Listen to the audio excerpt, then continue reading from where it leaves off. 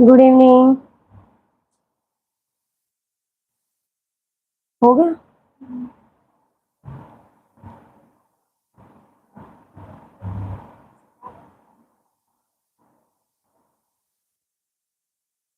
Good evening, good evening. आ जाओ जल्दी सारे। एक बार ऑडियो देखना बेटा, ऑडियो और वीडियो क्लियर है?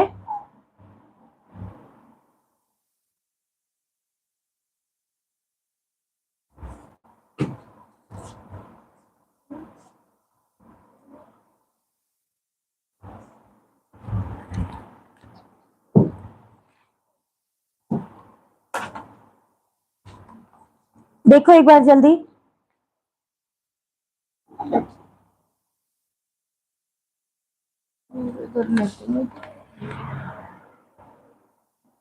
करें शुरू। चलो भी। आज का जो चैप्टर है तुम्हारा वो है cell cycle and cell division. तुम सबको पता होगा कि ये जो चैप्टर है यहां से क्वेश्चन पूछा जाता है। ठीक है, cell cycle and cell division, ये जो तुम्हारा चैप्टर है यहां से 100% क्वेश्चन आएगा। क्वेश्चन एक भी हो सकते हैं और क्वेश्चन दो भी हो सकते हैं। तो इस लेसन को, छोटा सा लेसन है, ज्यादा बड़ा लेसन नहीं है। बिल्कुल अगर सीरियसली एक या दो बार भी पढ़ लोगे ना, जिसने बिल्कुल भी नहीं पढ़ा, तब भी ये चैप्टर तुम्हारा क्लियर हो जाएगा। रुको अभी। अच्छा, ओके बेटा, ओके। 5 मिनट में क्या हो जाएगा? बच्चे नहीं आए हैं।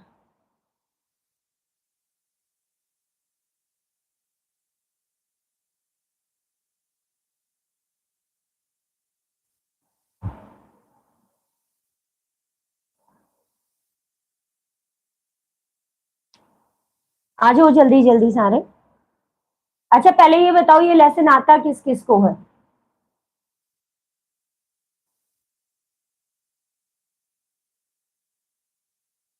आ जाएंगे बेटा, सारे बच्चे आ जाएंगे। बेटा मैं सिर्फ इतनी हेल्प कर सकती हूँ फिजिक्स और केमिस्ट्री की तुम्हारी, कि जो 5 ईयर के क्वेश्चन हैं वो तुम्हें प्रोवाइड कर सकती हूँ मैं। ये हेल्प कर सकती हूँ तुम्हारी।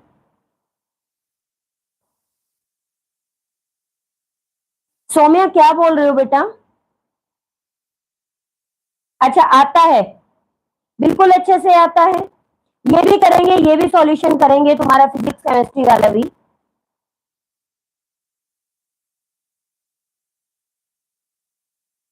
तुम क्यों मान रहे हो कि तुम्हें प्राइवेट में एडमिशन लेना है? पहले गवर्नमेंट के लिए करो ना। क्या पता तुम्हारी तैयारी इतनी अच्छी हो कि तुम्हारा गवर्नमेंट सीट पर ही सिलेक्शन हो जाए। वॉइस प्रॉब्लम है? वॉइस प्रॉब्लम बता रहे हो? अब देखना।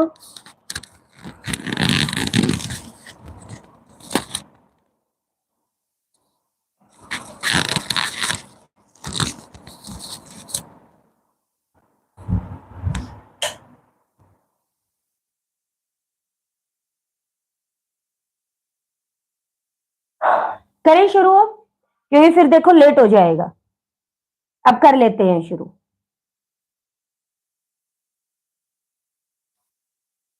सबसे पहले देखो, सेल साइकिल क्या होता है। तो यहां से तुमसे कोई ये नहीं पूछेगा कि सेल साइकिल की डेफिनेशन क्या बताओ। वैसे सेल साइकिल क्या होता है?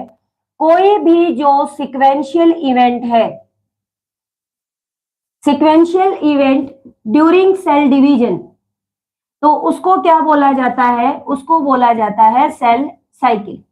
ठीक है, इसका मतलब है, पीडीएफ मिल जाएगी सौम्या, पीडीएफ प्रोवाइड करवा दूंगी बेटा मैं। भेज भी दी थी मैंने, पहले भी भेज दी थी, अब फिर भेज दूंगी। मैं उनको कलेक्ट कर रही हूँ अभी, एक साथ इकट्ठी कलेक्ट कर रही हूँ।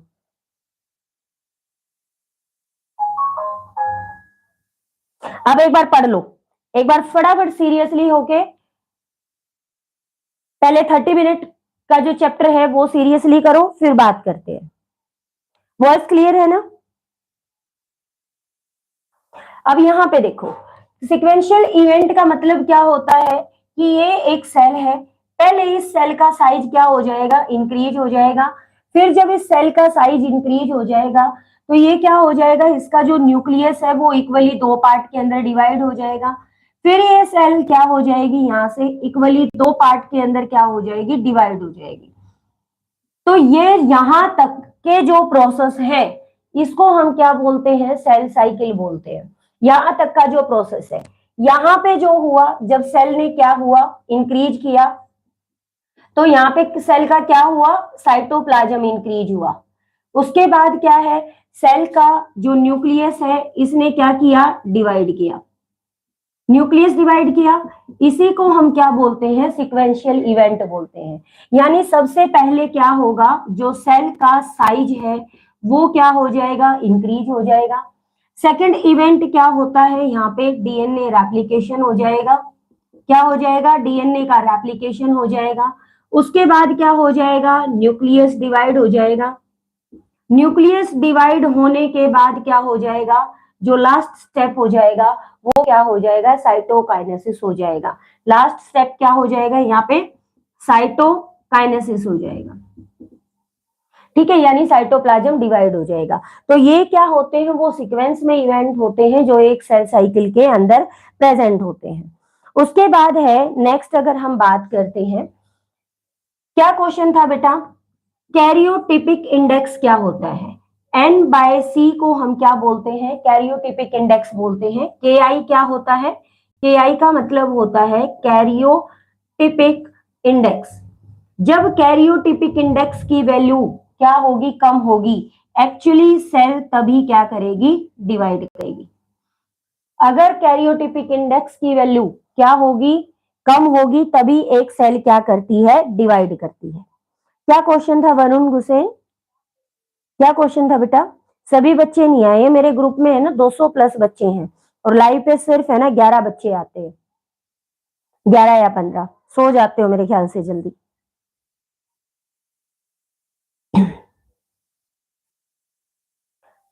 उसके बाद है, यहां तक का प्रोसेस आया समझ में। कैरियोटिपिक इंडेक्स यानी न्यूक्लियो बायोसाइटोप्लाज्मिक रेशियो को हम क्या बोलते हैं, कैरियोटिपिक इंडेक्स बोलते हैं। एक्चुअली सेल यहीं पे क्या करेगी, डिवाइड करेगी।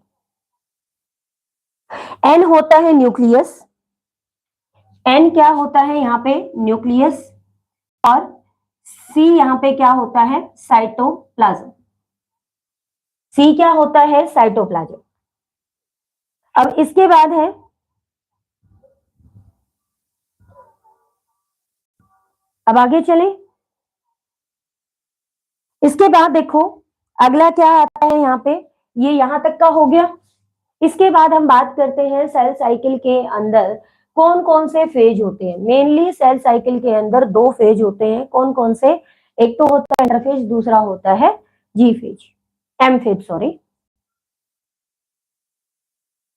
आ लिया, ठीक है, अच्छी बात है भाई, और भी आ जाओ जल्दी,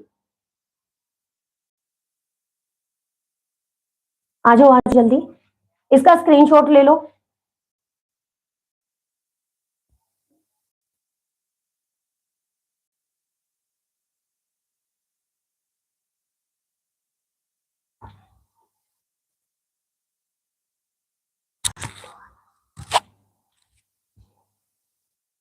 इसके बाद अगला करते हैं।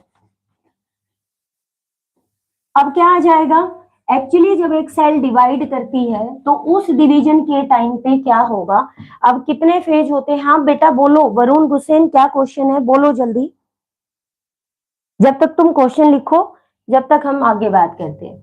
क्या होते हैं एक्चुअली, फेज कितने होते हैं सेल साइकिल में, दो फेज होते हैं। कौन कौन से फेज होते हैं, जो सबसे पहला फेज होता है वो होता है इंटरफेज। जो सबसे पहला फेज होता है वो क्या होता है, इंटरफेज। और जो दूसरा है वो क्या होता है यहाँ पे, एम फेज। पहला फेज क्या है, इंटरफेज। अच्छा वेलकम भाई हुड्डा साहब।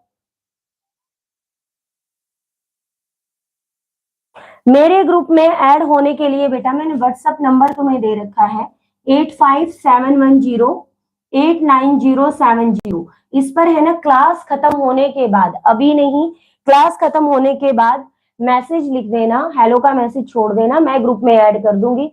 और स्पेसिफाई कर देना कि मैं सीरीज के लिए या रोहतक पीजीआई से बिलोंग करती हो। अब आ गया समझ में।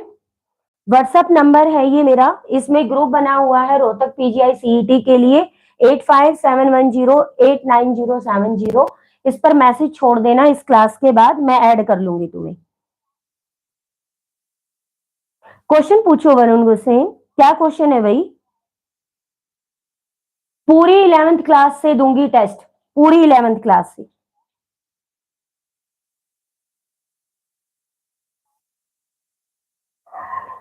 ग्रुप में मैसेज करने का ऑप्शन कर दूं? मैं ग्रुप में मैसेज करने का ऑप्शन भी कर दूंगी भाई, ऑन कर दूंगी। लेकिन प्रॉब्लम ये है कि मैं सुबह 9 बजे से लेके 7 बजे तक बिजी रहती हूँ, सबसे बड़ी प्रॉब्लम ये है। और इस टाइम इंटरवल में सिर्फ मेरे को टाइम मिलता है 1 बजे से लेके 2:30 बजे तक का टाइम है, जो जिसमें मैं थोड़ी बहुत फ्री होती हूँ। तो इस टाइम पीरियड में मैं तुम्हारे मैसेज देख नहीं पाऊंगी। ठीक है, मैं ऑन भी कर दूंगी, फिर ऐसा भी मेरे को लगता है कि कभी तुम एक दूसरे के नंबर लेके कोई ऐसी प्रॉब्लम ना हो जाए, इसीलिए मैंने। अच्छा, डीएनए डबल हेलिक्स है तो एडेनिन 20% है, तो total nitrogenous base what will be the percentage of cytosine? Easy सा क्वेश्चन है। अगर एडेनिन 20% है तो थायमिन भी कितना हो जाएगा? 20% हो जाएगा। 20 20 40 बचा कितना? 60%। बड़ा इजी क्वेश्चन होता है। तो साइटोसिन किसके इक्वल होता है? ग्वाइनिन के इक्वल होता है। तो 30 साइटोसिन हो जाएगा, 30 ग्वाइनिन हो जाएगा। बोलो। ठीक है, सबसे बड़ी दिक्कत बेटा यही है, मैं ऑप्शन कर भी दूं लेकिन वहां ये प्रॉब्लम है, वहां पे 210 बच्चे जुड़े हुए हैं फिलहाल।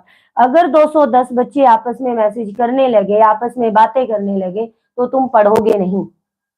जिसको मेरे से काम है या कोई क्वेश्चन है, कोई क्वेरी है, तो तुम इंडिविजुअली मैसेज छोड़ सकते हो। मैं सबके मैसेज का रिप्लाई देती हूँ। यहाँ जितने बच्चे जुड़े हुए हैं सारे बच्चों को पता है कि सबके मैसेज का मैं रिप्लाई देती हूँ। मैं आने के बाद तब जब 1 बजे या 2 बजे के बीच में मैं रिप्लाई देती हूँ, बाकी मैं शाम को रिप्लाई देती हूँ। ठीक है, तो इस चीज की प्रॉब्लम मत लो। टेलीग्राम चैनल है लेकिन उसमें पता नहीं क्या प्रॉब्लम है कि बच्चे ये बोल रहे हैं कि लिंक नहीं मिल रहा या उस पर हम मैसेज नहीं कर पा रहे। ठीक है, तो इंडिविजुअली अगर कोई वर्क है तो बेशक मैसेज कर देना, सबको रिप्लाई मिलेगा। उसके बाद है, अब पढ़ लेते हैं कितने फेज होते हैं इंटरफेज और क्या होता है एम फेज। अब देखो बिल्कुल स्टेप वाइज चलेंगे और एक फ्लो चार्ट की फॉर्म में चलेंगे, बड़ी इजीली समझ में आ जाएगा। इंटरफेज में क्या होता है, सबसे पहले तो देखो 95% टाइम किसका सेल डिवीजन का कौन लेता है? इंटरफेज। और एम फेज कितना लेता है? 5% टाइम कौन लेता है? एम फेज लेता है। मान लिया मैं यहाँ पे लिखूं कि एक जो ह्यूमन सेल है वो डिवाइड करती है 24 घंटे में, तो इसका मतलब क्या होगा? इसका 95% टाइम निकालेंगे तो कितने घंटे में? 23 घंटे तो हमारी सेल किसके अंदर रहती है? इंटरफेज में। और हमारी जो सेल है 1 घंटा किसके अंदर रहती है? एम फेज के अंदर रहती है। मतलब एक्चुअली जब हमारी सेल डिवाइड करती है तो वो कौन से ड्यूरेशन में करती है? वो इस एम फेज के ड्यूरेशन में करती है। बाकी सेल अपने आप को प्रिपेयर करती है कौन से फेज में? इंटरफेज में। तो इसको क्या बोलते हैं? इसको एक्चुअली डिवीजन फेज बोला जाता है। इसको एक्चुअली क्या बोला जाता है? डिवीजन फेज बोला जाता है। यहाँ पे सेल अपने आप को प्रिपेयर कर रही है तो इसको क्या बोला जाता है? प्रिपरेटरी फेज बोला जाता है। इसको क्या बोला जाता है? प्रिपरेटरी फेज बोला जाता है। ठीक है, तो यहाँ पे सेल डिवाइड करेगी और यहाँ पे क्या होगा? सेल अपने आप को क्या करेगी? प्रिपेयर करेगी।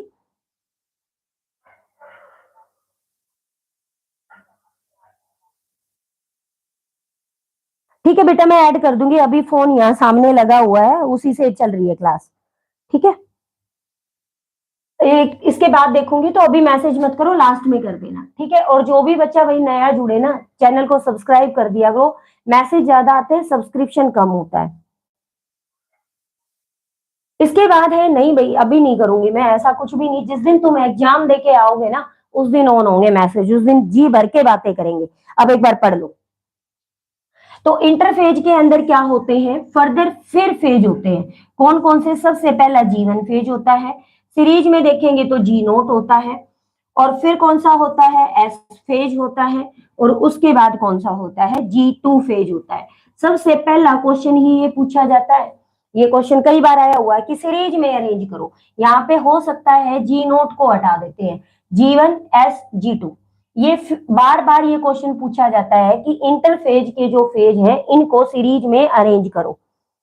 प्लाज्मिड क्या होता है, प्लाज्मिड बेटा बैक्टीरिया के अंदर एक एक्स्ट्रा क्रोमोसोमल डीएनए होता है, डबल स्टैंडर्ड डीएनए होता है, जिसके अंदर अपनी रेप्लिकेट करने की कैपेबिलिटी होती, खुद ही डिवीजन कर देता है, जेनेटिक मटेरियल की तरह एक्ट नहीं करता, एंटीबायोटिक रेजिस्टेंस उसके पास होते हैं। ठीक है वरुण गुसेन, थैंक यू भाई, क्योंकि मेरे जो मोटिवेटर और प्रमोटर हो ना वो तुम ही हो। पता है मेरे बच्चे बहुत अच्छे हैं, अपने आप प्रमोट कर देंगे। उसके बाद है, देखो पहले पढ़ लो, बातें बाद में करना, पढ़ लो। G1 phase, G0 phase, S phase और क्या आता है, G2 फेज आता है, इनको सीरीज में। अब ये 23 घंटे का टाइम पीरियड है, अब एनसीईआरटी में नहीं दिया हुआ। 11 घंटे सेल किसके अंदर रहती है, G1 में, 8 घंटे किसके अंदर रहती है, S फेज में, और 4 घंटे सेल किसके अंदर रहती है, G2 फेज के अंदर रहती है। ठीक है, उसके बाद है M फेज पे आ जाओ। M फेज क्या होता है, फर्दर 2 पार्ट में फिर डिवाइड होता है। सबसे पहला होता है कैरियोकाइनेसिस, सबसे पहला कौन सा होता है, कैरियोकाइनेसिस। दूसरा कौन सा होता है, साइटोकाइनेसिस। कैरियोकाइनेसिस, कैरियो वर्ड जहां भी आ जाए इसका मतलब समझ जाना, न्यूक्लियस की डिवीजन। तो यहाँ पे क्या होगा, न्यूक्लियस क्या करेगा, अपने आप को डिवाइड करेगा।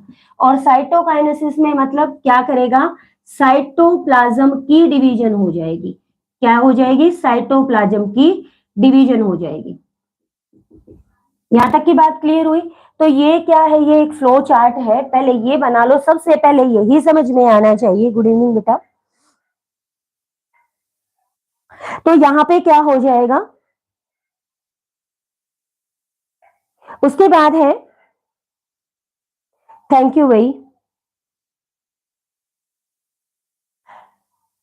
अभी बेटा टाइम है ही नहीं कुछ एक्स्ट्रा पढ़ने का, अभी सिर्फ एग्जाम पॉइंट ऑफ व्यू से पढ़ रहे हो और उससे बाहर कुछ भी नहीं आएगा। G1 फेज क्या हो जाएगा, 11 घंटे का, S फेज 8 घंटे का, G2 फेज 4 घंटे का। देखो हो गए ना पूरे 23 घंटे। तो एक बार इसका स्क्रीनशॉट ले लो, उसके बाद हम बात करते हैं अगला। जी नो, हाँ ये सारा अभी पढ़ेंगे, एक बार फटाफट करो। हो गया, स्क्रीनशॉट ले लेना। अब बात करते हैं सबसे पहले इंटरफेज की। तो फेज में हम सबसे पहले इंटरफेज की बात करते हैं, सारे 5-5 10-10 मिनट के टॉपिक है, इतना बड़ा टॉपिक कोई भी नहीं है। तो ये वैसे चैप्टर अगर मैं वन शॉट बनाती ना तो आधे घंटे का चैप्टर होता है, ये ज्यादा नहीं। स्मूथ एंडोप्लाज्मिक रेटिकुलम क्या होता है, जिस पर राइबोसोम प्रेजेंट नहीं होते, वो होता है smooth endoplasmic reticulum. Lipid synthesis करता है, स्टीरोइड को सिंथेसाइज करता है, और डिटॉक्सिफिकेशन करने का काम करता है। ठीक है, ये 3 इसके फंक्शन होते हैं। जिस पर स्मूथ मतलब जिसकी सरफेस बिल्कुल स्मूथ है, यानी राइबोसोम्स एब्सेंट होते हैं, उसको सारा करवाऊंगी। अब जितना टाइम बचेगा, बल्कि संडे को तो मैं ये सोच रही हूँ तुम्हारे 2-3 लेसन कवर करवा दूं। अब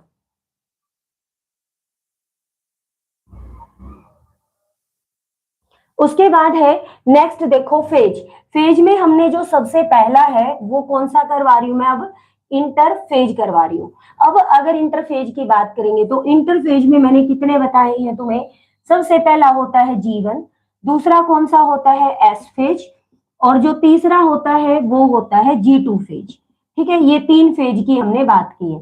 तो यहाँ पे देखो G1 फेज, G1 फेज का मतलब क्या होता है, गैप 1 फेज। क्या होता है, गैप 1। एस फेज का मतलब क्या होता है, यहाँ पे सिंथेसिस फेज। और G2 का मतलब क्या होता है, गैप 2 फेज। G2 का मतलब क्या होता है, गैप 2 फेज। सबसे पहले गैप 1 की बात करते हैं। गैप 1 के अंदर क्या क्या होता है, क्वेश्चन पूछा जाता है बाकायदा, पिछली बार भी यहाँ से सीईटी 2025 में भी क्वेश्चन आया है यहाँ से, और पहले भी क्वेश्चन आया हुआ है। सबसे पहले गैप 1 की बात करते हैं। गैप 1 में क्या होता है, ऑल सेल ऑर्गेनेलीज क्या कर जाती हैं, डिवाइड कर जाती है। ऑल सेल ऑर्गेनेली क्या करती हैं, डिवाइड करती हैं। एक्सेप्ट किसको छोड़ के, माइटोकॉन्ड्रिया को छोड़ के, माइटोकॉन्ड्रिया को छोड़ के, और किसको छोड़ के, प्लास्टिड को छोड़ के, सारी की सारी सेल ऑर्गेनली डिवाइड कर जाती हैं। दूसरा क्या होता है, जितने कुछ एमाइनो एसिड्स है उनका क्या हो जाता है, सिंथेसिस हो जाता है। ठीक है, कुछ एमाइनो एसिड का सिंथेसिस हो जाता है। स्टार लगा लो। सीईटी 2025 में भी क्वेश्चन आया है, 2023 में भी क्वेश्चन आया है, और ये जो क्वेश्चन एस फेज ये कहाँ का है, यहाँ से तुम्हारे नीट में भी क्वेश्चन आया हुआ है, एस फेज, सिंथेसिस फेज। इस फेज के अंदर क्या हो जाता है, डीएनए रेप्लिकेट कर जाता है। क्या कर जाता है, डीएनए रेप्लिकेट कर जाता है, यानी अपनी डुप्लीकेट कॉपी बना लेता है। जैसे हमारे अंदर 2.2 मीटर डीएनए होता है, तो कितना हो जाएगा सिंथेसिस फेज में, 4.4 मीटर हो जाएगा। यानी अगर क्या है 2C है तो कितना हो जाएगा, 4C हो जाएगा, according to your NCERT. 2C है तो कितना हो जाएगा, 4C, यानी दुगने अमाउंट का हो जाएगा। बट याद रखना इंपॉर्टेंट पॉइंट है, क्रोमोसोम नंबर हमेशा क्या रहता है, कांस्टेंट रहता है। ऐसा नहीं है कि हमारे अंदर 46 क्रोमोसोम है तो एस फेज में कितने हो जाएंगे, 92 क्रोमोसोम्स हो जाएंगे। कितने होंगे यहाँ पे,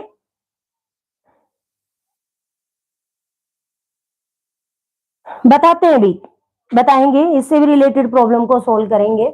तो यहाँ पे क्या हो जाएगा, क्रोमोसोम नंबर क्या हो जाएगा, कांस्टेंट हो जाएगा। उसके बाद अगला क्या है, एक क्वेश्चन और आता है, हिस्टोन कब डिवाइड करते हैं, ये क्वेश्चन भी आया हुआ है। हिस्टोन डुप्लीकेट कॉपी कब बनाते हैं, अपनी एस फेज में बना लेते हैं। अगला क्वेश्चन, सेंट्रियोल कब डुप्लीकेट कॉपी बनाता है, सेंट्रियोल डुप्लीकेट कॉपी कब बनाता है, इस फेज में बनाता है। हर एक पॉइंट यहाँ पे इंपॉर्टेंट पॉइंट है, हर एक पॉइंट इंपॉर्टेंट पॉइंट है। डीएनए रेप्लिकेट कौन से फेज में करता है, कौन से में करेगा, एस फेज में। क्रोमोसोम नंबर कौन सा रहेगा, डीएनए का अमाउंट डबल हो जाएगा। हिस्टोन डुप्लीकेट हो जाएंगे, हिस्टोन प्रोटीन क्या होते हैं, बेसिक प्रोटीन होते हैं। सेंट्रियोल भी डुप्लीकेट कर जाएगा, सेंट्रियोल एक, क्योंकि दो की जरूरत होगी, एक एक सेंट्रियोल दोनों सेल के अंदर चला जाएगा, तो क्या हो जाएगा, दोनों डुप्लीकेट कॉपी बना लेंगे। G2 फेज, G2 फेज को क्या बोलते हैं, गैप 2 फेज बोलते हैं। यहाँ पे प्रोटीन का सिंथेसिस होता है according to your NCERT. Protein का, वैसे प्रोटीन का सिंथेसिस मैक्सिमम कहाँ हो जाता है, G1 फेज के अंदर हो जाता है। G2 फेज में प्रोटीन का सिंथेसिस कम होता है, लेकिन तुम्हारी एनसीईआरटी यहाँ मानती है। उसके बाद है, और यहाँ पे क्या होता है, जो माइटोकॉन्ड्रिया है या प्लास्टिड है, वो यहाँ पे क्या कर जाते हैं, डिवाइड कर जाते हैं, यानी डुप्लीकेट कॉपी बना लेते हैं। तो मैंने यहाँ पे बोला all cell organelles divide except mitochondria plastid. तो माइटोकॉन्ड्रिया और प्लास्टिड कहाँ पे डुप्लीकेट कॉपी बनाते हैं, यहाँ पे G2 फेज में अपनी डुप्लीकेट कॉपी बना लेते हैं। स्क्रीनशॉट ले लो फटाफट, यहाँ पे स्क्रीनशॉट ले लो। उसके बाद है G0 फेज से भी क्वेश्चन पूछा जाता है, वो भी करवाती हूँ। G0 फेज से भी क्वेश्चन पूछा जाता है, करूं, कर दे रब इसको, बोलो भी हो गया, समझ में आ गया, कोई डाउट तो नहीं है, एक बार फटाफट बता दो, कोई डाउट तो नहीं है, नहीं है। चलो तो आगे करते हैं। अगला क्या आता है, G0 फेज। G0 फेज से भी यहाँ पे क्वेश्चन आता है, स्क्रीनशॉट ले लिया करो भाई, इतना तो मैं हट जाती हूँ यहाँ से, तो स्क्रीनशॉट ले लिया करो। उसके बाद है, अगर तुमसे कोई पूछे, एक तो सीक्वेंस पूछते हैं, तो सीक्वेंस क्या लिखोगे, G1, G0, इसके बाद S, और क्या आ जाएगा, G2। ये सीक्वेंस याद रखनी है। जो G0 है ये जस्ट किसके बाद आता है, G1 के बाद आता है। उसके बाद है क्वेश्चन, मैंने कहा ये G0 एक्चुअली क्या होता है, G0 किसको बोलते हैं, क्योसेंट स्टेज को बोलते हैं, या किसको बोलते हैं, जहां पे एक सेल किसमें चली जाती है, रेस्टिंग फेज के अंदर चली जाती है, उसको हम क्या बोलते हैं, क्यूसेंट स्टेज बोलते हैं। अब ये रेस्टिंग फेज क्या होता है, एक सेल ने क्या किया है, एंटर तो किया है किसके अंदर, इंटरफेज में, बट वो क्या नहीं की है, उसने डिवीजन नहीं की है, या नो एबल टू डिवीजन, आगे डिवाइड करने के लिए वो एबल नहीं है। यानी ऐसी सेल जो लाइफ में एक ही बार डिवाइड करती है, और डिवाइड करने के बाद जब दोबारा डिवीजन की बात आती है, तो दोबारा डिवीजन के टाइम पे वो G0 फेज के अंदर एंटर कर जाएंगी, यानी दोबारा डिवाइड नहीं करेंगी, these cells not divide again in life। कभी भी लाइफ में ये जो सेल हैं ये डिवाइड नहीं करेंगी। तो ऐसी सेल को हम क्या बोलते हैं, वो जी नोट में एंटर कर चुकी हैं। एस का एग्जाम्पल होता है तुम्हारी जो हार्ट सेल है या जो नर्व सेल है, ये कभी भी डिवाइड नहीं करती। कभी भी डिवाइड क्यों नहीं करती? अगर तुमसे कोई आंसर पूछे क्यों, क्योंकि ये दोनों सेल किस में एंटर कर जाती हैं, जी नोट फेज में एंटर करती हैं, नहीं डिवाइड करती। लेकिन बेटा पहले इंटरफेज होगा, ये चलो ये सीक्वेंस भी बता देती हूं मैं अभी। पहले क्या होगा, इंटरफेज होगा, फिर क्या होगा, एम फेज होगा, फिर इंटरफेज होगा, फिर एम फेज होगा। तो अगर तुमसे कोई डेफिनेशन पूछे इंटरफेज क्या होता है, किसके बीच में होगा, इससे पहले क्या हुआ होगा, एम फेज हुआ होगा। या अगर यहां से निकाल लो तो इंटरफेज क्या है, a successive phase between two M phase is known as interphase. M phase क्या होता है, successive phase between two interphase is known as M phase. Thank you भाई, थैंक यू सबाना खान। बेटा ये सीक्वेंस में होते, पहले इंटरफेज होगा फिर एम फेज आएगा, ठीक है। लेकिन अगर इनके डेफिनेशन पूछे तो कैसे पूछेंगे, एम फेज की definition, a successive phase between two interphase. I phase क्या होता है, successive phase between two M phase is known as the interphase. ये डेफिनेशन पूछी जाती है। उसके बाद है तो कौन सी सेल होती है, हार्ट सेल और नर्व सेल। लेकिन अभी डिस्कवरी हुई है कि हार्ट सेल कई बार मोस्टली केसेस में ओकेशनली डिवाइड कर जाती हैं। किस केसेस में, जैसे किसी को हार्ट अटैक आया है, तो एक बार जब हार्ट अटैक आया है तो उसकी जो सेल हैं वो क्या हो गई हैं, जितनी सेल्स डैमेज हुई है एक बार के अटैक में, तो वो सेल दोबारा से डिवाइड नहीं करती। बट उसमें से कुछ सेल, ये बोलते हैं कि उसमें से कुछ सेल क्या कर जाती, इन रेयर केसेस, वही है अरबों में से किसी एक की सेल क्या कर जाएगी, डिवाइड कर जाएगी, ठीक है। हाँ, मैं डेली इंपॉर्टेंट टॉपिक करवाऊंगी 31 अगस्त तक। जो जो मेरे जिन लेसन्स के डाउट मेरे पास आ रहे हैं ना, मैं डेली एक एक चैप्टर उठा रही हूँ, डेली एक एक चैप्टर उठा रही हूँ। अब यहां तक क्या हो गया, तो यहाँ पे हमारा इंटरफेज हुआ कंप्लीट। उसके बाद हम बात करते हैं एम फेज की। उसके बाद अगला जो फेज है हमारा वो है एम फेज। एक क्वेश्चन है यहाँ से जो बार बार आता है कि कौन सी सेल का कितना टाइम पीरियड होता है, एक बार वो और लिख लो। ये क्वेश्चन भी आया हुआ क्वेश्चन है। एक ह्यूमन सेल कितने घंटे में, 24 घंटे में डिवाइड करती है। यीस्ट कितने टाइम पीरियड में, 90 मिनट में डिवाइड करती है।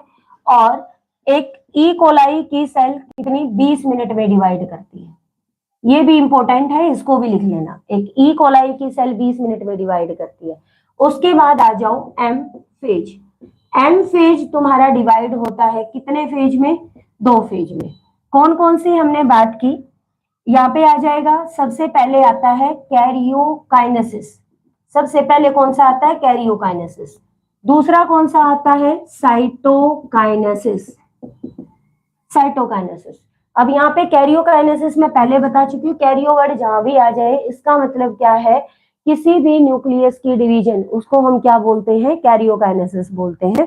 और साइटोकाइनेसिस मतलब किसकी डिवीजन, साइटोप्लाज्म की डिवीजन, उसको हम क्या बोलते हैं, साइटोकाइनेसिस बोलते हैं। मैं साइटोकाइनेसिस को तुम्हें यहीं पे समझा दूंगी, या पहले ये कर लो। कैरियोकाइनेसिस क्या होता है, इसके फर्दर 4 क्या होते हैं, सब फेज होते हैं। सबसे पहला जो फेज है वो कौन सा होता है, प्रोफेज होता है। सबसे पहला फेज कौन सा होता है, प्रोफेज। प्रोफेज के अंदर जो सेल ऑर्गेनेलीज है, इसमें मेन मेन इवेंट लिख लो।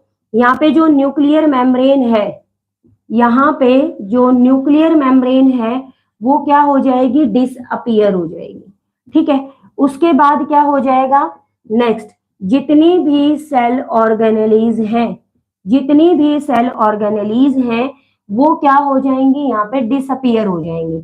डिसअपियर होने का मतलब ये नहीं है कि वो दिखना ही बंद हो, वो क्या हो जाएंगी, मतलब सेल से भाग जाएंगी बाहर। भागना नहीं होता यहाँ पे, मतलब क्या होता है कि वो दिखना बंद हो गई है, ठीक है। इसका मतलब क्या होता है कि वो दिखना बंद हो गई है। उसके बाद है सारी सेल ऑर्गेनेलीज यहाँ पे। और अगला पार्ट होता है कि यहाँ पे जो क्रोमेटिन है उनके अंदर क्या हो जाती है, कंडेंसेशन स्टार्ट हो जाती है। क्रोमेटिन में क्या स्टार्ट हो जाती है, कंडेंसेशन स्टार्ट हो जाती है। कंडेंसेशन का मतलब क्या होता है, जब धागे जैसी स्ट्रक्चर है तो क्या बोलेंगे उसको, क्रोमेटिन बोलेंगे। जब ये इकट्ठा हो जाएगा, सिकुड़ना शुरू हो जाएगा, तो और ऐसे एक एक्स टाइप की स्ट्रक्चर बना लेगा, then it's called the chromosome. तो ये किसमें कन्वर्ट हो जाएंगे, यहाँ पे क्रोमेटिन कंडेंसेशन करके यहाँ पे किसमें कन्वर्ट हो जाएगा, क्रोमोसोम के अंदर कन्वर्ट हो जाएगा। ठीक है, उसके बाद आता है सेकंड फेज। सेकंड फेज कौन सा आता है, मेटाफेज। ये मेटाफेज से भी बहुत सारे क्वेश्चन आते हैं। मेटाफेज क्या होता है, सबसे, अगर एम से याद रखना, अगर तुमसे कोई पूछे कि एक क्रोमोसोम की मोर्फोलॉजी को स्टडी करने का सबसे बेस्ट फेज क्या है, तो यहाँ पे देखो एम से याद रखना मोर्फोलॉजी, तो क्या आ जाएगा, it's the best phase two study morphology of chromosome. किसी भी क्रोमोसोम की मोर्फोलॉजी को स्टडी करने का सबसे बेस्ट फेज होता है। इसके अंदर क्या होता है, प्रोफेज के अंदर तो क्या हो जाएगी, जो न्यूक्लियर मेम्ब्रेन वो डिसअपियर हो चुकी है, और इसके साथ कैसे होते हैं, ऐसे क्रोमोसोम्स क्या होते हैं, कंडेंस्ड फॉर्म में प्रेजेंट होते हैं। मेटाफेज के अंदर क्या हो जाएगा, सेंट्रियोल अपोजिट पोल पे चले जाएंगे, और इन सेंट्रियोल से एस्ट्रल रेज बन जाएंगी और स्पिंडल फाइबर बन जाएंगे। ये क्या बन जाएंगे, स्पिंडल फाइबर। अब ये तुम मेरे को बता दोगे, मैम एम फेज को ही प्रोफेज कहते हैं। नहीं बेटा, एम फेज तो माइटोटिक फेज होता है। एम फेज का मतलब क्या होता है, माइटोटिक फेज होता है। ठीक है, और एम फेज जो है इसी को इक्वेशनल फेज भी बोलते हैं। क्या बोलते हैं इसको, इक्वेशनल फेज, क्योंकि इसमें एक जो सेल है 2n है, तो वो इक्वली 2n और 2n में ही डिवाइड हो जाएगी। इक्वेशनल फेज बोलते हैं इसको। उसके बाद है बेस्ट फेज होता है, स्टार लगा लो, इंपोर्टेंट, ये जो क्वेश्चन है पूछा जाता है, क्या स्टडी करने का, मोर्फोलॉजी ऑफ क्रोमोसोम। इसमें सारे के सारे क्रोमोसोम्स कहाँ आ जाते हैं, मेटाफेज प्लेट पे, यानी एक प्लेट पे सारे क्या हो जाते हैं, या इक्वेटोरियल प्लेट पे अटैच हो जाते हैं। All chromosomes align at equatorial, या इसी को क्या बोलते हैं, इक्वेटोरियल प्लेट, या इसी को क्या बोलते हैं, मेटाफेज प्लेट बोलते हैं। इसी में किसकी फॉर्मेशन हो जाती है, स्पिंडल फाइबर बन जाते हैं। जो तुम्हें टूटे टूटे से टुकड़े दिखाई दे रहे हैं ना, इनको बोलते हैं स्पिंडल। और स्पिंडल हमेशा किसके बने हुए होते हैं, प्रोटीन के बने हुए होते हैं। स्पिंडल फाइबर किसके बने हुए होते हैं, प्रोटीन के। तो इसमें क्या हो जाती है, स्पिंडल फॉर्मेशन हो जाती है। ये था तुम्हारा मेटाफेज तक का। आ गया, तू भी लेट आया भाई, स्टडी एम लेट आए हो, कोई दिक्कत नहीं बेटा, पढ़ने चाहिए बस। समझ में आ रहा है ना, बस समझ लो एक बार तुम सारी चीजों को, इसका स्क्रीनशॉट ले लो फटाफट। टोटल आधे घंटे का लेसन है ये, ज्यादा नहीं है। करें अब आगे। इसके बाद है मेटाफेज के बाद क्या आता है, कैरियोकाइनेसिस में ही जो अगला फेज आता है वो आता है एनाफेज। एनाफेज क्या होता है, अब ए से याद रखना, अगर क्रोमोसोम्स की एनाटॉमी स्टडी करनी है तो best phase two study the anatomy of chromosome, third कौन सा होता है, एनाफेज। एक क्वेश्चन ये भी पूछ लिया जाता है भाई, सबको अरेंज करो, तो प्रोफेज, मेटाफेज, एनाफेज, टीलोफेज। ठीक है, पीएमटी ए बीच में लगा देना। ठीक है, पीएमटी या पी, ये याद ही रह जाता है, प्रोफेज, मेटाफेज, एनाफेज और टीलोफेज। ठीक है, सीक्वेंस पूछ ली जाती है। एनाटॉमी में क्या होता है कि एनाफेज में क्या होगा, it's the best to study anatomy of chromosome. क्या करने के लिए, एनाटॉमी ऑफ क्रोमोसोम को स्टडी करने का सबसे बेस्ट फेज होता है। एनाटॉमी मतलब उसका इंटरनल कैरेक्टरिस्टिक को स्टडी करने के बाद, स्पिंडल के बाद आपने क्या लिखा था, स्पिंडल फाइबर फॉर्मेशन हो जाएगी। स्पिंडल प्रोटीन होते हैं एक टाइप के। स्पिंडल क्या होते हैं, spindle is a type of protein, ये लिखा था मैंने। Best phase two study the anatomy of chromosome. इसके अंदर क्या होगा, अगर डायग्राम के बेस पर देखोगे तो ये क्या थे, यहाँ पे क्या थे, सेंट्रियोल थे दोनों। सेंट्रियोल से क्या है, यहाँ पे क्या है, हमने क्या पढ़ा था, मेटाफेज प्लेट पे थे। लेकिन अब जो क्रोमोसोम है वो क्या हो जाएंगे, स्प्लिट हो जाएंगे फ्रॉम सेंट्रोमियर। किससे, सेंट्रोमियर से स्प्लिट हो जाएंगे, यानी टूट जाएंगे। तो टूटेंगे तो वो बेचारे क्या रह जाएंगे, आधे आधे रह जाएंगे, और आधे आधे रह के कहां पे चले जाएंगे, अपोजिट पोल पे चले जाएंगे ऐसे। ठीक है, तो इसमें जो क्रोमोसोम्स है move towards the opposite pole, chromosome split हो जाएंगे। मतलब ये क्या है कि जैसे एक कपल है, एक कपल क्या हो गया, उनकी जोड़ी टूट गई भाई, उनमें लड़ाई होगी। लड़ाई होने के बाद ऐसा थोड़ी ना है कि एक ही आमने सामने रहेंगे, आस पास रहेंगे, नहीं, एक कहीं दूर भाग जाएगा, एक कहीं दूर भाग जाएगा।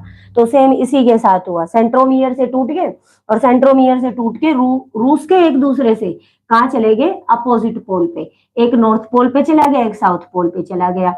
तो यहाँ पे जो क्रोमोसोम्स है वो क्या हो जाएंगे, move towards the opposite pole. कहाँ चले जाएंगे, अपोजिट पोल पे चले जाएंगे। ठीक है, ये क्या होता है, ये होता है एनाफेज। ठीक है, ये क्या होता है, एनाफेज। उसके बाद है, अगली बात करते हैं, अगला हमारा क्या आ जाएगा, एनाफेज के बाद क्या आ जाएगा, टीलोफेज। जो फोर्थ फेज है वो क्या आ जाएगा, टीलोफेज। मेरे ख्याल से है ना, नीचे दिखाई नहीं दे रहा। टीलोफेज क्या कर दो, जस्ट जस्ट अपोजिट टू, क्या है, just opposite to prophase. Prophase का उल्टा मार दो, जो प्रोफेज में हुआ था वो सारा क्या हो जाएगा, वापस हो जाएगा। मतलब सारी की सारी सेल ऑर्गेनेली अपीयर हो जाएंगी, सारी सेल ऑर्गेनेलीज क्या हो जाएंगी, अपीयर हो जाएंगी, वापस दिखना शुरू हो जाएंगी। न्यूक्लियर मेम्ब्रेन बन जाएगी, क्या हो जाएगी, न्यूक्लियर मेम्ब्रेन यहाँ पे क्या हो जाएगी, फॉर्म हो जाएगी। इसकी स्ट्रक्चर कैसे बनेगी, जैसे ये हो गया यहाँ पे, तो यहाँ पे क्या बन गई, दो सेल बन गई इस तरह से, एक यहाँ पे और एक यहाँ पे, लेकिन अभी वो पूरी तरह से अलग नहीं हुई है। तो ये क्या होता है, टीलोफेज। देखो भाई, ये हो गए माइटोसिस के चारों फेज। क्या हो गए, माइटोसिस के चारों फेज।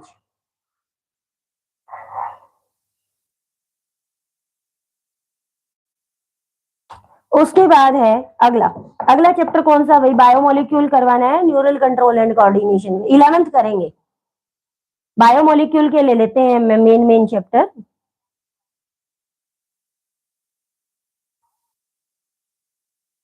ठीक है, आज बायोमोलिक्यूल के ही क्वेश्चन करवाती हूँ प्रिंस सैनी। अब इसके बाद है ना, मैं एक वीडियो छोड़ दूंगी तुम्हें रिकॉर्ड करके बायोमोलिक्यूल्स के क्वेश्चन की।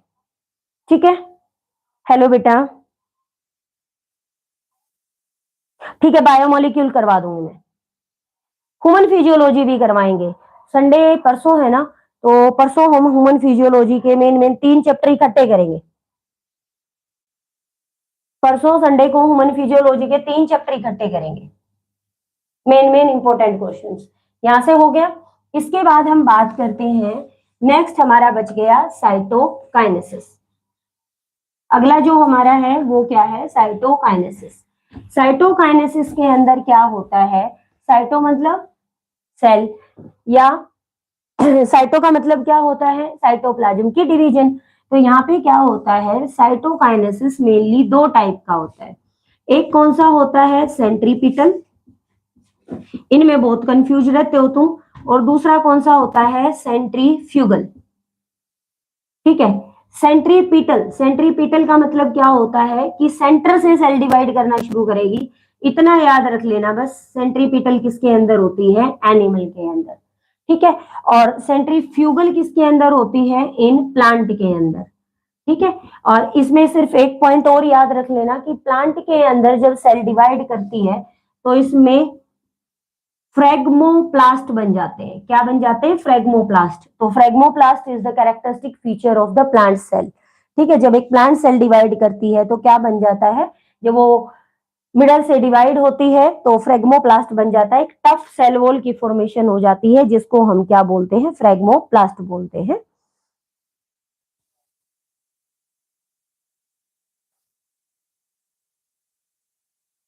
ठीक है, करें अब आगे। ये हो गया तुम्हारा पूरा माइटोसिस। अब माइटोसिस में एक है ना, बिल्कुल स्टार लगा के ऐसे लिख लो। क्या लिख लो? इसमें क्या होता है माइटोसिस में? 1 round of replication and 1 round of division. एक राउंड रेप्लिकेशन का होता है और एक ही राउंड इसमें किसका होता है? डिवीजन का होता है। अब इसके बाद है एक और है, एनिमल में माइटोसिस किसने दी थी? In animal mitosis given bye क्योंकि भाई इसमें सीईटी में है ना, साइंटिस्ट के नाम बहुत बार आते हैं, मियोसिस के साइंटिस्ट के नाम आए हुए हैं। माइटोसिस गिवन बाय फ्लेमिंग, किसने दी थी? फ्लेमिंग ने।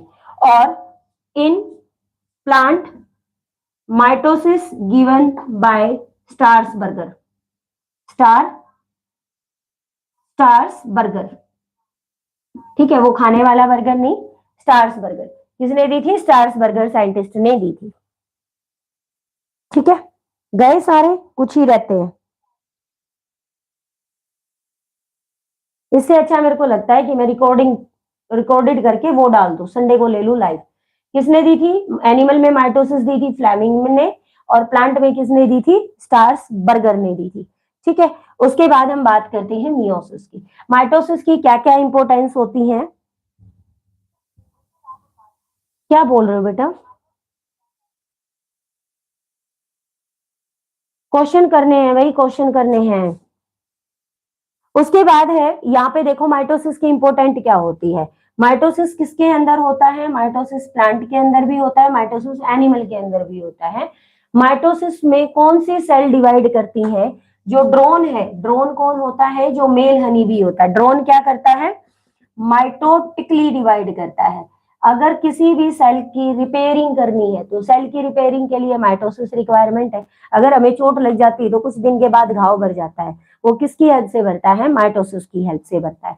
ठीक है, तो ये किसकी इंपोर्टेंस है? माइटोसिस की रिक्वायरमेंट है। ड्रोन कैसे बनता है? यानी जो मेल हनी बी में है वो कैसे बनता है? माइटोटिकली बनता है। करें अब आगे।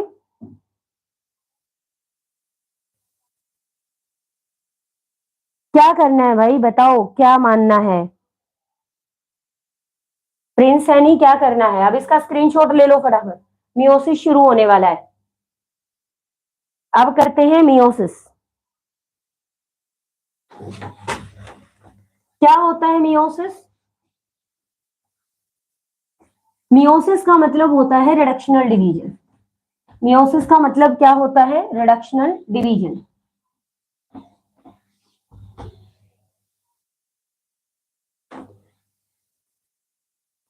बोलो क्या बोल रहे हो?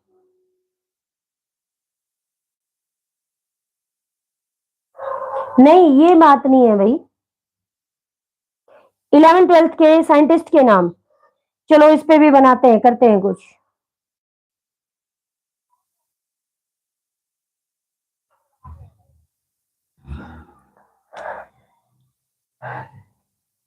सबसे फिर अगला जो है वो आता है मियोसिस।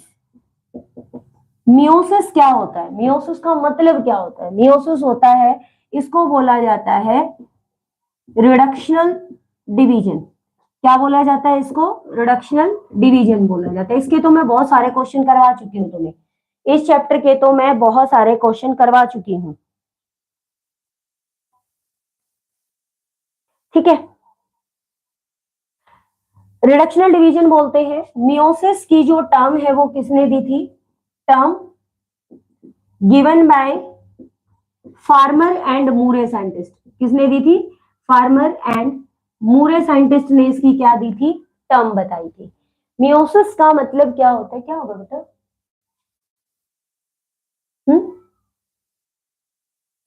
उसके बाद है मियोसिस क्या है? कैरेक्टरिस्टिक्स ऑफ, क्या है ये? इट्स द कैरेक्टरिस्टिक्स ऑफ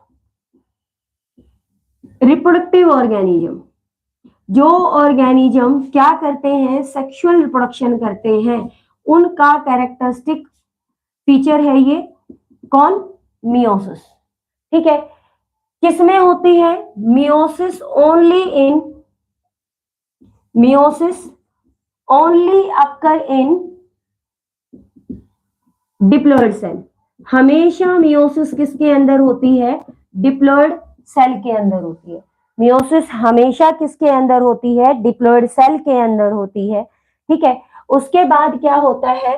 जो सेल मियोसिस को शो करती हैं, सेल शो मियोसिस, उनको क्या बोलते हैं हम? उनको बोला जाता है मियोसाइट्स सेल। क्या बोला जाता है? मियोसाइट सेल्स बोला जाता है। ठीक है, जो सेल मियोसिस को शो करते हैं उनको क्या बोला जाता है? मियोसाइट सेल्स बोला जाता है, और उनको माइटोसाइट्स सेल बोला जाता था। क्या बता दू बेटा? अच्छा, तुम अपनी ही बातें कर रहे हो, कोई नहीं। यहाँ तक की बात क्लियर हुई? अब मियोसिस को हम दो पार्ट में, इसका स्क्रीनशॉट ले लो, इसमें साइंटिस्ट के नाम लिखे हैं, ये क्वेश्चन यहां से पूछा जाता है। ठीक है, यहां से ये क्वेश्चन भी पूछा जाता है जहां पे साइंटिस्ट के नाम लिखे। इसके बाद है मियोसिस को हम क्या करते हैं? फर्दर मियोसिस की दो टाइप होती है। कौन कौन सी होती है? मियोसिस 1 और मियोसिस 2। कौन सी दो टाइप होती है? मियोसिस 1 और मियोसिस 2। फर्दर दो पार्ट में डिवाइड करेंगे। कौन सी हो जाएंगी? पहली हो जाएगी मियोसिस 1 और दूसरी कौन सी हो जाएगी? मियोसिस 2। ठीक है, अब यहां से अगर हम बात करते हैं मियोसिस 1 की, तो इसको बोलते हैं रिडक्शनल फेज। इसको क्या बोलते हैं? रिडक्शनल फेज या रिडक्शनल डिवीजन। और मियोसिस 2 को क्या बोलते हैं? इसको बोला जाता है इक्वेशनल फेज। यानी यहाँ पे सेल क्या हो जाएंगी? इक्वली कितने पार्ट में? दो पार्ट में डिवाइड हो जाएंगी। मियोसिस 1 में सबसे पहले जो फेज दिखाई देता है, इससे भी पहले क्या होता है? इंटरफेज होता है। क्या होता है? इंटरफेज होता है। ठीक है, इंटरफेज में वही G1 S और G2, बाकी सारी चीजें सेम रहेंगी। इसीलिए मियोसिस को क्या बोला जाता है? 1 round of replication and 2 round of division. क्या बोला जाता है मियोसिस को? यहाँ पे ऐसे करके लिख लो, इसके अंदर क्या होता है? 1 round of replication and 2 round of division. क्या होता है? दो राउंड किसके होते हैं? डिवीजन के। और एक राउंड यहाँ पे किसका होता है? रेप्लिकेशन का। क्योंकि इंटरफेज यहाँ पे सिर्फ एक बार आता है और डिवीजन कितनी बार होती है? दो बार होती है। तो इसके लिए इसको क्या बोला जाता है? रिडक्शनल। उसके बाद हम बात करते हैं मियोसिस 1। मियोसिस 1 फर्दर कितने टाइप का होता है? दो टाइप का, कैरियोकाइनेसिस 1 और यहाँ पे आ जाएगा साइटोकाइनेसिस 1। ठीक है, कैरियोकाइनेसिस 1, साइटोकाइनेसिस 1। मियोसिस 2 यहाँ पे फर्दर दो टाइप का हो जाएगा, कैरियोकाइनेसिस 2 और साइटोकाइनेसिस 2। कैरियोकाइनेसिस 1 में फर्दर कितने फेज हो जाएंगे? वही प्रोफेज, मेटाफेज, प्रोफेज 1 क्या आ जाएगा? मेटाफेज 1 और एनाफेज 1 और क्या आ जाएगा? टीलोफेज 1। क्या आ जाएगा? टीलोफेज 1। क्या हो जाएंगे? फर्दर चार हो जाएंगे। हाँ भाई, मैं वही मैडम हूँ, मरेकल वाली है भाई।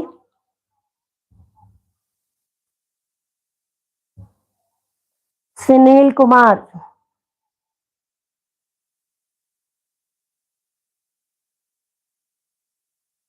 किसको बोल रहा है भाई तू? किसके लिए साइन भेज रहा है?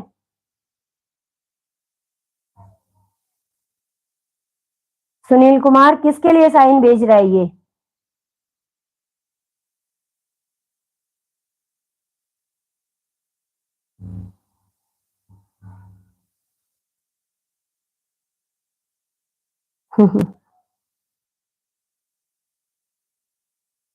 क्या नंबर लीक कर रहे हैं ये?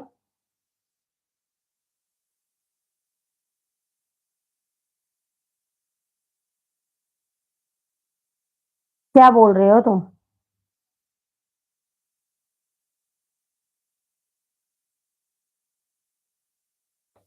उसके बाद है प्रोफेज वन। प्रोफेज वन के क्या होते हैं, फर्दर फेज होते हैं। कौन कौन से होते हैं, लैप्टोटीन, उसके बाद होता है जाइगोटीन, उसके बाद होता है पैकेटीन, उसके बाद होता है डिप्लोटीन, डाइकाइनेसिस, ये तो मेरे को भी पता है बेटा, यहाँ सब पढ़ने के लिए नहीं आते हैं। उसके बाद आ जाएगा डाइकाइनेसिस। कौन है लड़की, ये क्या बोल रहा है, ये जो किसके, कुमार कुमार के नाम से आ रहा है?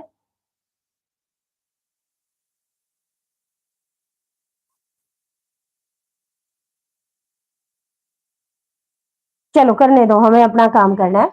उसके बाद क्या है, जो प्रोफेज वन है इसके फेज होते हैं फर्दर लैप्टोटीन, जाइगोटीन, पैकेटीन, डिप्लोटीन और डाइकाइनेसिस। यहां से बहुत बार क्वेश्चन पूछा जाता है, इनकी अरेंजमेंट पूछी जाती है, लैप्टोटीन, जाइगोटीन, पैकेटीन, डिप्लोटीन, डाइकाइनेसिस। तो इसको टिप्स पे कर लेना, ट्रिक बनाने की रिक्वायरमेंट नहीं है, वैसे ही बन जाएगी। भाई मैं बोल दूंगी वहां।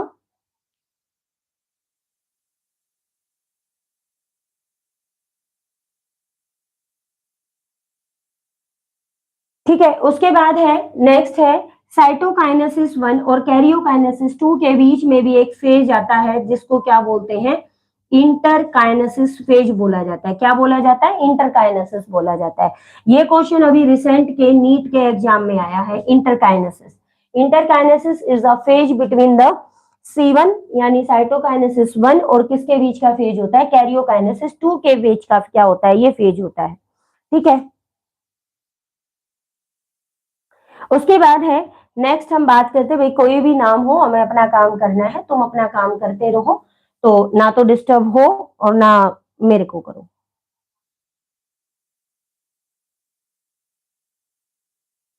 ठीक है, उसके बाद है, नेक्स्ट हम बात करते हैं इनी फेज की। हमारा लास्ट टॉपिक चल रहा है, इसके बाद ये चैप्टर ही खत्म हो जाएगा। इनी फेज के बारे में बात करते हैं। तो ये क्वेश्चन यहाँ से पूछा जाता है, इंटरकाइनेसिस साइटोकाइनेसिस वन और कैरियोकाइनेसिस टू के बीच में आता है।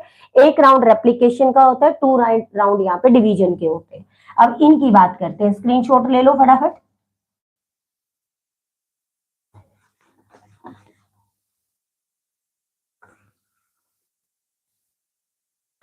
अब इसके बाद बात करते हैं, हम सबसे पहले बात करते हैं प्रोफेज वन की। बाकी सारी चीजें यहाँ पे क्या रहेंगी, सेम रहेंगी,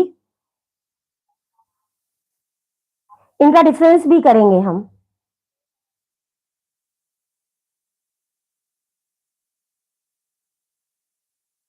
उसके बाद है, अगर हम बात करते हैं सबसे पहले प्रोफेज वन की। प्रोफेज वन क्या होता है, तो ये लिख लो कि जो प्रोफेज वन है ये क्या होता है, सबसे लॉन्गेस्ट फेज होता है। भाई मैं तुम्हारी है ना सुविधा के लिए ये नंबर मैं प्रोवाइड करवा रही हूँ, ठीक है, अगर मिस यूज हुआ तो इसको बंद भी कर दिया जाएगा।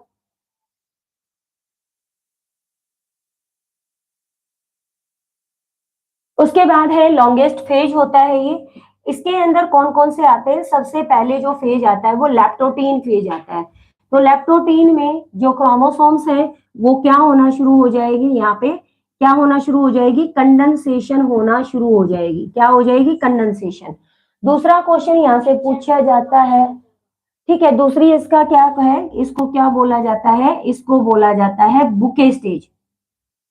क्या बोला जाता है इसको, बुके स्टेज बोला जाता है। इंपॉर्टेंट क्वेश्चन है, बुके स्टेज किसको बोला जाता है, लैप्टोटीन को बोला जाता है।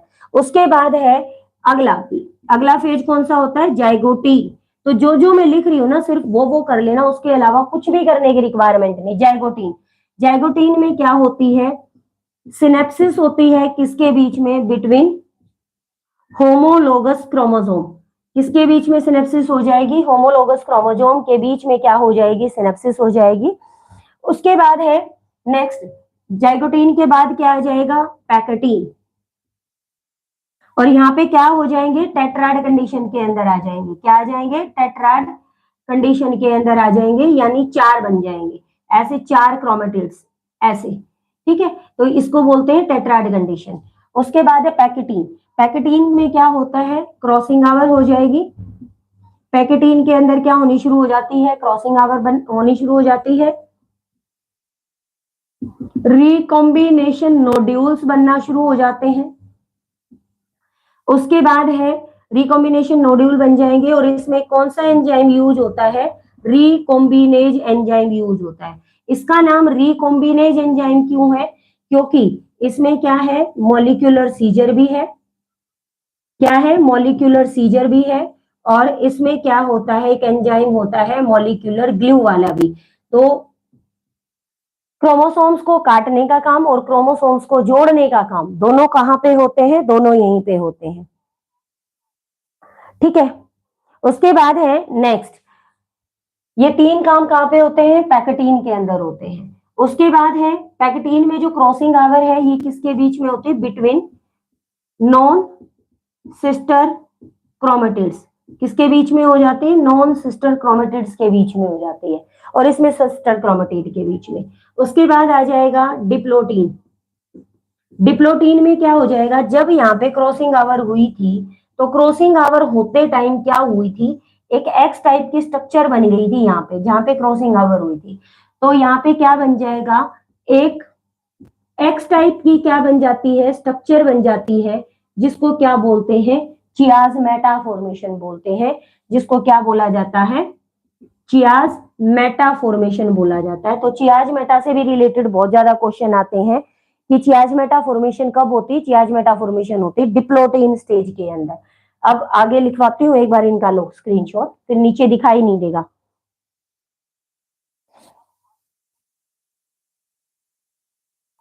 सिनेप्सिस का मतलब क्या होता है, सिनेप्सिस का मतलब होता है कि जब दो होमोलोगस क्रोमोजोम एक दूसरे के नजदीक आ जाएंगे, जैसे ये दो होमोलोगस क्रोमोजोम थे, एक ये था और एक ये था, तो जब ये एक दूसरे के ऐसे बिल्कुल नजदीक आ जाएंगे, ऐसे एक दूसरे के पास, तो उसको बोलते हैं सिनेप्सिस। और जब ये क्रोमोजोम नजदीक आके एक दूसरे को ऐसे क्रॉस आवर करेंगे, then it's called the crossing our.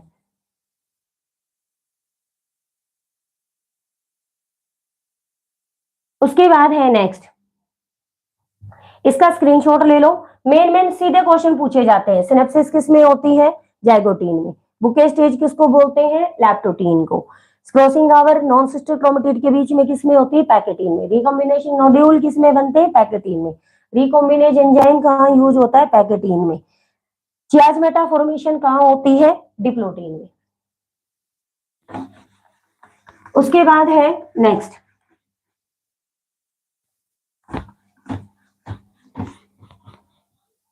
Next क्या हो जाएगा, डिप्लोटीन में ही क्या हो जाएगा, डिसोल्यूशन ऑफ द, क्या हो जाएगा, सिनेप्टोमिनल कॉम्प्लेक्स। डिप्लोटीन की अगर हम बात करेंगे तो डिप्लोटीन के अंदर क्या हो जाएगा, डिसोल्यूशन ऑफ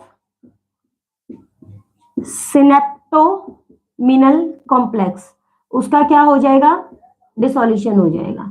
एक सबसे इंपॉर्टेंट क्वेश्चन, यहाँ पे क्या बन जाता है, लैम्ब्रुश क्रोमोसोम बन जाता है। क्या बन जाता है, लैम्ब्रुश क्रोमोसोम्स बन जाता है। अब ये लैम्ब्रुश क्रोमोसोम क्या होता है, किसका करेक्टरिस्टिक फीचर है, ये वर्टिब्रेट oocyte का करेक्टरिस्टिक फीचर है। ये किसका है, वर्टिब्रेट oocyte का करेक्टरिस्टिक फीचर है, आया हुआ क्रोमोसोम है।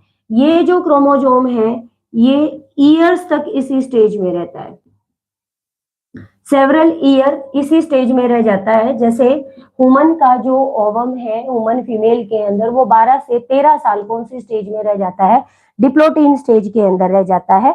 तो इसको हम क्या बोलते हैं, इसको बोला जाता है, किसके अंदर बनता है, डिप्लोटीन। उसके बाद है डाइकाइनेसिस। डाइकाइनेसिस में सेम जो प्रोफेज में किया था वो कर लो। क्या हो जाएगा, यहाँ पे न्यूक्लियर मेम्ब्रेन क्या हो जाएगी, डिसअपियर हो जाएगी। न्यूक्लियर मेम्ब्रेन क्या हो जाएगी, डिसअपियर हो जाएगी। उसके बाद क्या हो जाएगा, सारी की सारी सेल ऑर्गेनेलीज यहाँ पे क्या हो जाएंगी, डिसअपियर हो जाएंगी। सारी सेल ऑर्गेनेलीज यहाँ पे क्या हो जाएंगी, डिसअपियर हो जाएंगी। ठीक है, वही सेम फिर सेम किस में हो जाएगा, मेटाफेज 1 में। मेटाफेज 1 में क्या है, सारे क्रोमोसोम इक्वेटोरियल प्लेट पर आ जाएंगे। क्या बन जाएगा, स्पिंडल फाइबर बन जाएंगे, सेंट्रियोल अपोजिट पोल पे चले जाएंगे। एनाफेज में क्या हो जाएगा, एनाफेज 1 के अंदर तो क्या होता है कि क्या होते हैं, क्रोमोसोम सेपरेट आउट हो जाते हैं, सिस्टर क्रोमेटिड, और उसमें क्या हो जाते हैं, होमोलोगस क्रोमोसोम। एनाफेज 2 में होमोलोगस क्रोमोसोम 2 क्या हो जाते हैं, सेपरेट आउट हो जाते हैं। ठीक है, ये डिफरेंस होता है। सेम एनाफेज के अंदर क्या होगा, क्रोमोसोम टूट जाएंगे, अपोजिट पोल पे चले जाएंगे, फिर टीलोफेज आएगा, टीलोफेज में भी वही हो जाएगा। बाकी सारा का सारा इसमें माइटोसिस की तरह सेम होता है, कुछ भी ऐसा नहीं होता। हाँ, लैम्ब ब्रूश क्रोमोसोम क्या होता है, लैम्ब की ब्रूश जैसी शेप बन जाती है। Very good. हाँ,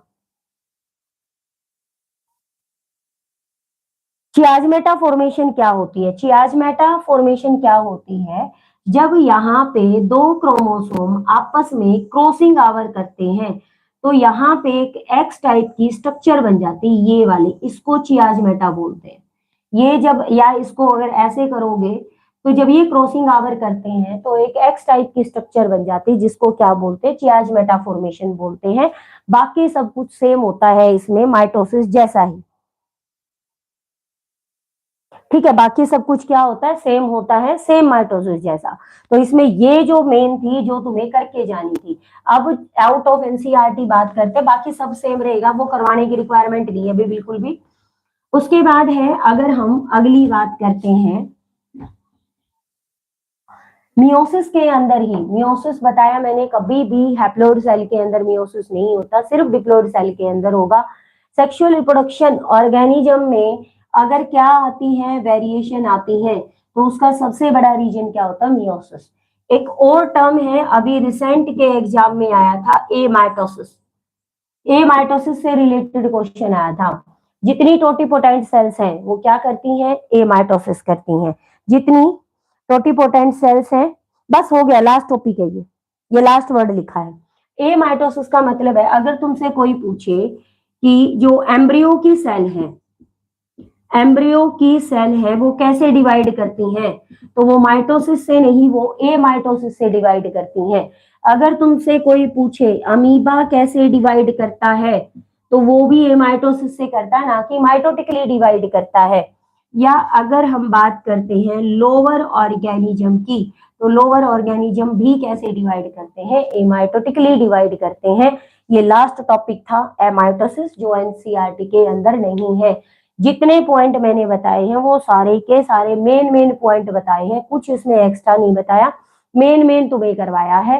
ठीक है, तो इसमें बुके स्टेज किसको बोलते हैं, क्रॉसिंग आवर कब होती है, बेस्ट फेज कौन सा होता है, मोर्फोलॉजी को स्टडी करने का, एनाटॉमी को स्टडी करने का बेस्ट फेज कौन सा होता है। तो इस टाइप के यहाँ पे क्वेश्चन बनते हैं, बड़े सीधे सीधे। ठीक है, तो चलो भाई, अब अपनी तैयारी का जोर पकड़ लो, अभी सो जाओ, पढ़ना है तो पढ़ लो। ठीक है, उसके बाद कल हम बायोमोलिक्यूल चैप्टर करेंगे। इसी के क्वेश्चन करवा दू, ठीक है, मैं इसी के क्वेश्चन करवाती हूँ। ठीक है, एक अब वीडियो है ना, इसके क्वेश्चन की डाल देती हूँ।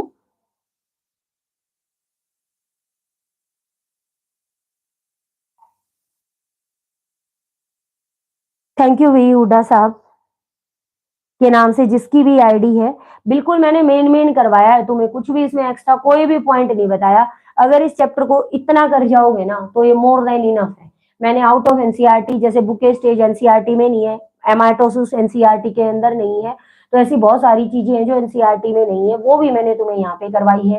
साइंटिस्ट के नाम भी एनसीईआरटी में नहीं है, कैरियोप्लाज्मिक इंडेक्स भी नहीं है, तो बेफिक्र रहो, एक्स्ट्रा करवा दिया है। ठीक है, हाँ अभी डाल दूंगी मैं क्वेश्चंस की पीडीएफ, अभी डाल दूंगी, चाहे वो 20 मिनट की हो या 25 मिनट की हो। इस लेसन के क्वेश्चन आंसर की वीडियो अभी डाल देती हूँ। ठीक है, बायोडाइवर्सिटी ये करेंगे 20 तारीख के बाद, 21 को जब तुम्हारा टेस्ट ले लूंगी, उसके बाद 22 से लेके 30 तक इकट्ठी 12th करेंगे।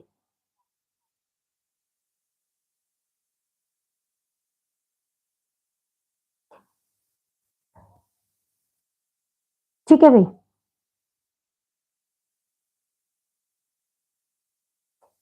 क्या बताना है भाई, क्या क्वेश्चन पूछ रहे हो तुम, एक मिनट।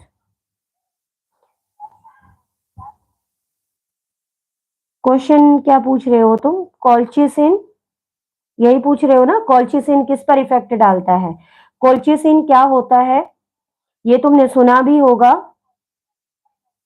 कि ये कहां पर इफेक्ट डालता है, ये डालेगा तुम्हारे मियोसिस पर इफेक्ट डालता है, या माइटोसिस पर इफेक्ट डालता है। किस पर डालता है, रेट ऑफ डिवीजन पर इफेक्ट डालता है। एक टाइप का क्या होता है, यही पूछा है ना, तो इसमें क्या होता है कि जो ये कॉल्चिसिन है, कॉल्चिसिन की टैबलेट भी आती है, ये बाइंड हो जाता है किसके साथ? ट्यूबुलिन प्रोटीन के साथ। किसके साथ हो जाता है? ट्यूबुलिन प्रोटीन के साथ बाइंड हो जाएगा। अगर ये ट्यूबुलिन प्रोटीन के साथ बाइंड हो जाएगा तो इसका मतलब जो माइटोसिस का प्रोसेस है वो क्या हो जाएगा? स्टॉप हो जाएगा। ठीक है, कॉल्चिसिन मैंने तुम्हें शायद करवा भी रखा है, क्लास के अंदर बता